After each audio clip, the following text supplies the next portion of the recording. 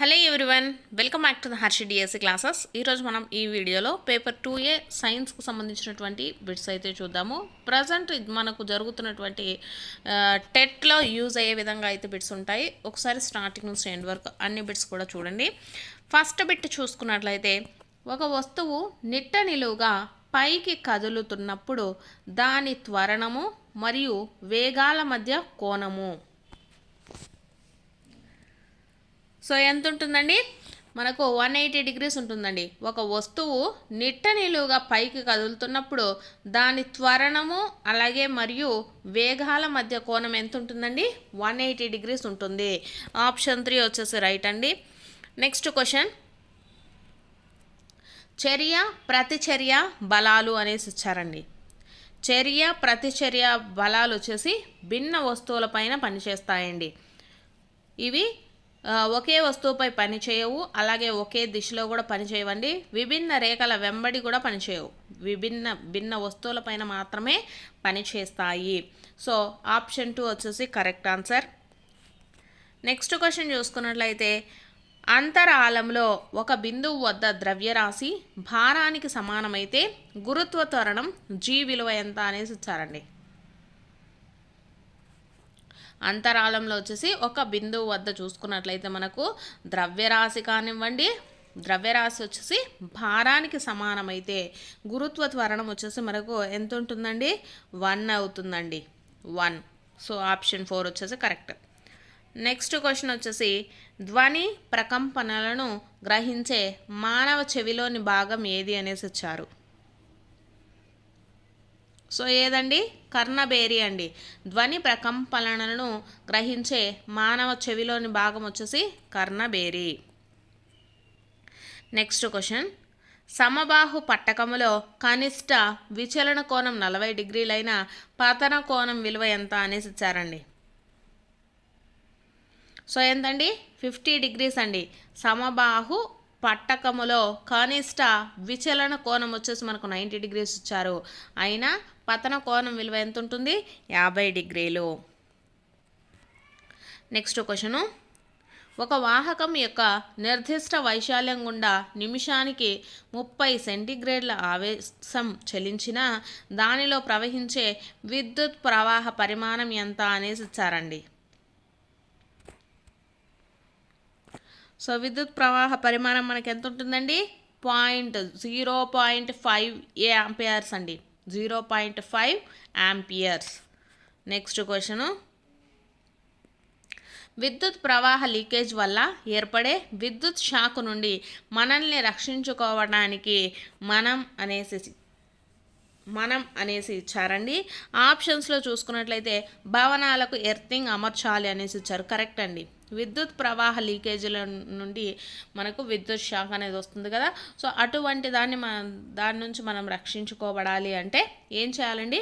భవనాలకు ఎర్తింగ్ అనేది ఉంచాలి. నెక్స్ట్ క్వశ్చను,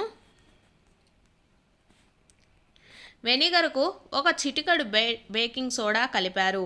ఈ చర్యలో వెలువడే వాయువు ఏది అనేసి అడుగుతున్నారు. సో ఏదండి? కార్బన్ డయాక్సైడ్ అండి. వెనిగర్కు ఒక చిటికెడు బేకింగ్ సోడాను కలపడం వలన మనకు ఈ చర్యలో ఏ వాయువు వెలువడుతుందండి? కార్బన్ డయాక్సైడ్ వెలువడుతుందండి. Option 1. Next question, Bohr Bury ప్రకారం కర్పరం Nలో నింపగలిగే గరిష్ట ఎలక్ట్రాన్ల సంఖ్య ఎంత అనేసి ఇచ్చారండి. సో ఎంతండి? 32 అండి. బోర్ బ్యూరీ ప్రకారం కర్పరం Nలో నింపగలిగే గరిష్ట ఎలక్ట్రాన్ల సంఖ్య ఎంత?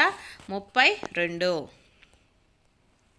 నెక్స్ట్ క్వశ్చను, పరమాణు సంఖ్య 13గా గల మూలకం యొక్క కెర్నల్లో గల ఎలక్ట్రాన్ల సంఖ్య ఎంత అనేసి ఇచ్చారు.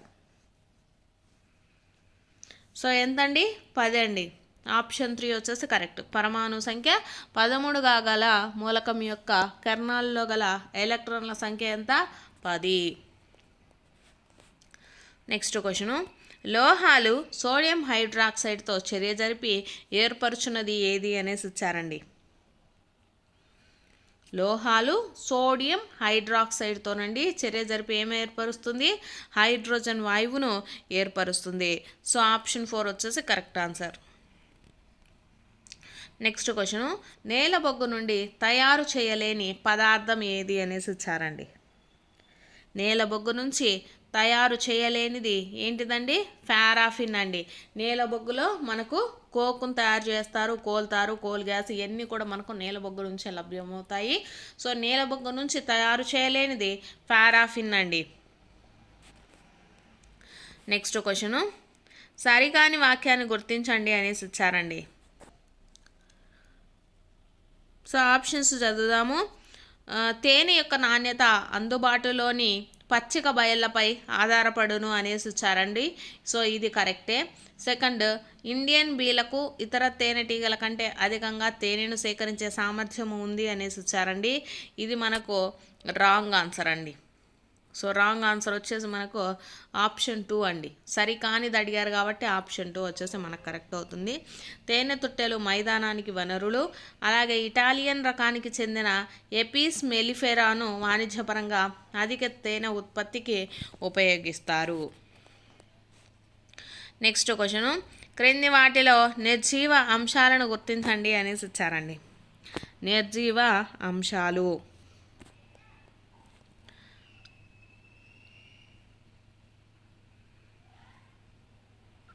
నిర్జీవ అంశాలని వేటిని అంటారండి? గాలి నీరుని నిర్జీవ అంశాలు అంటారండి. జంతువులు మొక్కలు కాదు. నిర్జీవ అంశాలు వచ్చేసి గాలి నీరు అండి. BD. సో ఆప్షన్ 3 వచ్చేసి కరెక్ట్. నెక్స్ట్ క్వశ్చన్ చూసుకున్నట్లయితే, పంచమర్హి జీవావరణ రిజర్వాయర్లో గల వన్యప్రాణి అభయారణ్యం ఏది అనేసి ఇచ్చారండి. పంచమర్హిలో ఉండేటటువంటిది ఏంటిదండి? మనకు బోరి అభయారణ్యం అండి. పంచమర్హి జీవావరణ రిజర్వాయర్లో గల వన్యప్రాణి అభయారణ్యం వచ్చేసి మనకు ఏంటిదండి? బోరి అభయారణ్యము. నెక్స్ట్ క్వశ్చను, ఐక్యరాజ్య సమితి సాధారణ సభ 2005-2015 కాలాన్ని దీనిపైన కార్యాచరణకు అంతర్జాతీయ దశాబ్దంగా ప్రకటించింది అనేసి ఇచ్చారు. సో దేనికోసం అండి? జీవం కోసం జలం అండి. జీవం కోసం జలం. ఐక్యరాజ్య సమితి సాధారణ సభ 2005-2015 కాలాన్ని దేనిపైన అండి? జీవం కోసము జలము అనేటటువంటి కార్యాచరణకు అంతర్జాతీయ దశాబ్దంగా ప్రకటించింది.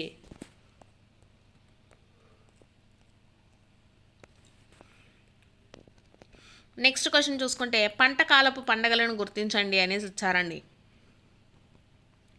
పంట కాలపు పండగలు,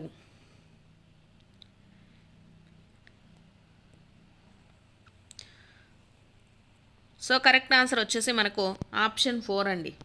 ABD. హోలీ, దీపావళి, సంక్రాంతి ఇవి పంట కాలపు పండగలు. నెక్స్ట్ క్వశ్చను, బెండు కణాలను నిర్జీవంగా కణాంతరావకాశాలు లేకుండా దగ్గరగా మరియు నీరు గాలి చొరబడకుండా చేయు పదార్థం ఏది అనేసి ఇచ్చారండి. సో ఏదండి? సూబరిన్ అండి. సూబరిన్ బెండు కణాలను నిర్జీవంగా కణాంతర అవకాశాలు లేకుండా దగ్గరగా మరియు నీరు గాలి చొరబడకుండా చేయు పదార్థం ఏది? సుబారిన్.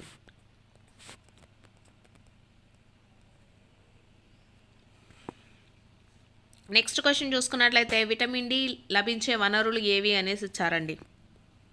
విటమిన్ డి వచ్చేసి మనకు దేంట్లో ఉంటుందండి? వెన్న గుడ్లల్లో ఉంటుందండి. Option A and B. So option 1 వచ్చేసి కరెక్ట్ ఆన్సర్ అండి. నెక్స్ట్ క్వశ్చన్, హార్దిక వలయంలో లబ్ శబ్దము దీని వలన ఉత్పత్తి అగును అనేసి ఇచ్చారండి. హార్దిక వలయంలో లబ్ అనే శబ్దము మనకు దేని వలన ఉత్పత్తి అవుతుందండి? ఇది వచ్చేసి మనకు త్రిపత్ర మరియు ద్విపత్ర కవాటాలు మూసుకొనటం వలన ఏర్పడుతుందండి. హార్దిక వలయంలో లబ్ అనే శబ్దం దేని వలన ఏర్పడుతుందండి? త్రిపత్ర అలాగే ద్విపత్ర కవాటాలు మూసుకోవటం వల్ల. నెక్స్ట్ క్వశ్చను, క్రింది వారిని జతపరచండి అనేసి ఇచ్చారండి. రెస్పరిన్స్, స్కోఫోలమైడ్, పైరిథాయిడ్లు, కెఫిన్ అనేసి ఇచ్చారు.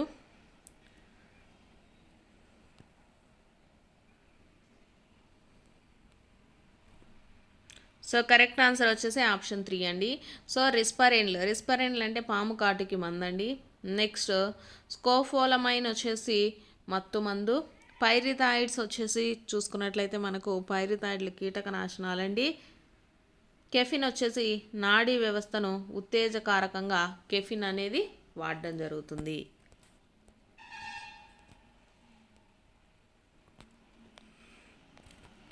నెక్స్ట్ క్వశ్చన్ చూసుకున్నట్లయితే ప్రకటన ఇవ్వడం జరిగిందండి. చలన దశలో సెంట్రోమియర్ చీలి 2 క్రోమాటిడ్లు వేరగును. కారణం వచ్చేసి సెంట్రోమియర్లను అంటి ఉన్న కండె తంతువులు సంకోచించి క్రోమాటియాడ్లను ధ్రువాల వైపు లాగును అనేసి ఇచ్చారు.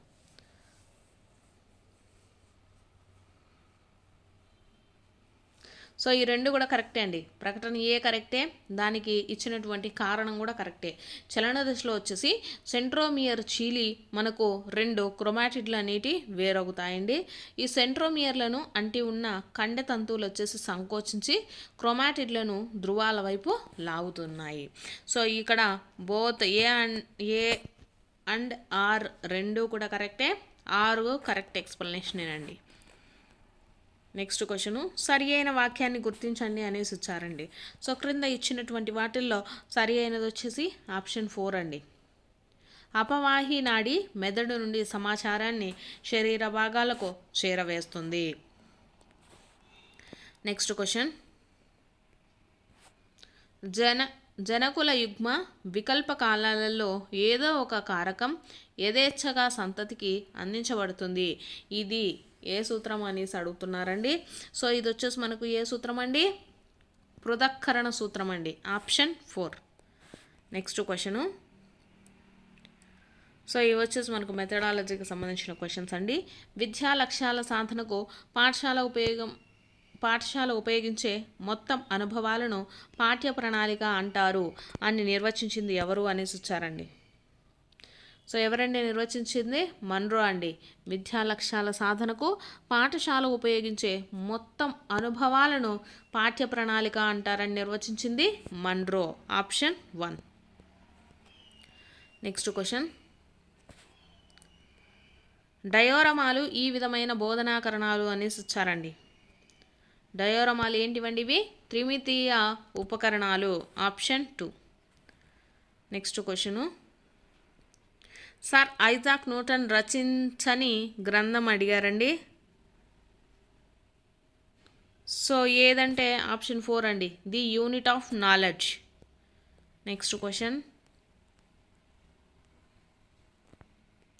రాజు తరచుగా పత్రికలలోని శాస్త్రీయ అంశాలను చదువుతున్నాడు. అతను ప్రదర్శిస్తున్న జీవశాస్త్ర బోధనా విలువ ఏది అనేసి ఇచ్చారండి. సో ఇది మనకు ఏ విలువ కిందకు వస్తుందండి? విరామ సమయ సద్వినియోగ విలువ కింద వస్తుంది. ఆప్షన్ 4. నెక్స్ట్ క్వశ్చను ఒక విద్యార్థి కోవిడ్ లాక్డౌన్ సమయంలో దూరదర్శన్లో తన తరగతికి చెందిన పాఠాలను చూశాడు. అతనిలో జరిగే అభ్యాసన శాతం ఎంత అనేసి ఇచ్చారండి. సో దూరదర్శన్లో చూడటం వల్ల మనకి ఎంత అభ్యాసనం జరుగుతుందండి? 50% అభ్యాసనం అనేది జరుగుతుంది. నెక్స్ట్ క్వశ్చను విద్యార్థుల స్వభావము వారి విభజనలను తెలుసుకోవడానికి ఉపయోగపడనిది ఏది అనేసి అడుగుతున్నారు. ఉపయోగపడనిది మధ్యగతం అండి. విద్యార్థుల స్వభావము వారి విభజనలను తెలుసుకోవడానికి ఉపయోగపడనిది వచ్చేసి మధ్యగతము. సో ఇవి వచ్చేసి మనకు సైన్స్కి సంబంధించినటువంటి బిట్స్. మీకు కనుక వీడియో నచ్చితే తప్పకుండా లైక్ చేయండి, అలాగే సబ్స్క్రైబ్ కూడా చేసుకోండి.